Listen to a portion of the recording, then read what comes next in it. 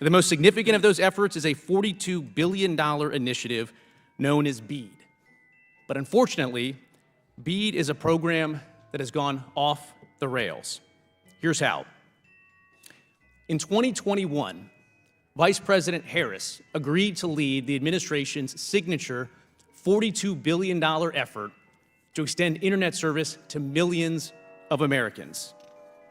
It's now been 1,039 days since that program was enacted. After all of that time, not one person has been connected to the internet. Not one home, not one business. Not even one shovel worth of dirt has been turned. I've had the privilege of serving as a commissioner on the FCC for over 7 years now. Before that, I served as the agency's general counsel after first joining the FCC as a staffer back in 2012. My primary focus has been ensuring that every American has a fair shot at next-generation connectivity. In my view, there's no better way to do a job in Washington than to get outside the Beltway and see firsthand the challenges ahead. That's why I spent time in nearly every state over the past few years, meeting with broadband builders, local leaders, and community members alike. Along the way, I've stood on top a 2,000-foot broadcast tower with tower crews. I've been a mile below ground to see a fiber build connecting an underground research lab. I've visited with crews stringing fiber along the Arctic Ocean in Utqiagvik, Alaska, America's northernmost point.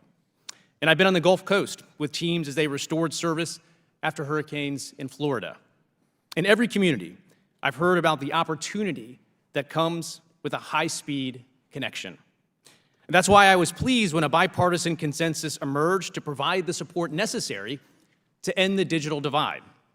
The most significant of those efforts is a $42 billion initiative known as BEAD. But unfortunately, BEAD is a program that has gone off the rails. Here's how. In 2021, Vice President Harris agreed to lead the administration's signature $42 billion effort to extend internet service to millions of Americans. It's now been 1,039 days since that program was enacted. After all of that time, not one person has been connected to the internet. Not one home, not one business. Not even one shovel worth of dirt has been turned. And it gets worse.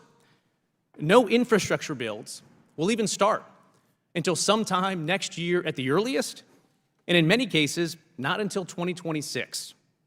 This makes Vice President Harris's $42 billion initiative the slowest moving federal broadband deployment program in recent history.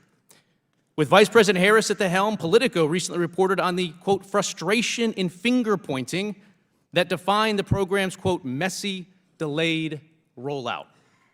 One state broadband official described, quote, a chaotic implementation environment, dysfunction, delays. She added that the administration, quote, has provided either no guidance, guidance given too late, or guidance changing midstream. The administration, she said, is slowing states down.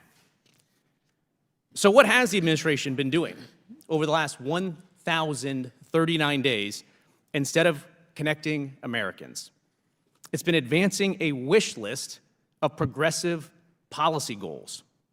The $42 billion program led by Vice President Harris is being used to push a climate change agenda, DEI requirements, price controls, preferences for government-run networks, and rules that will lead to wasteful overbuilding.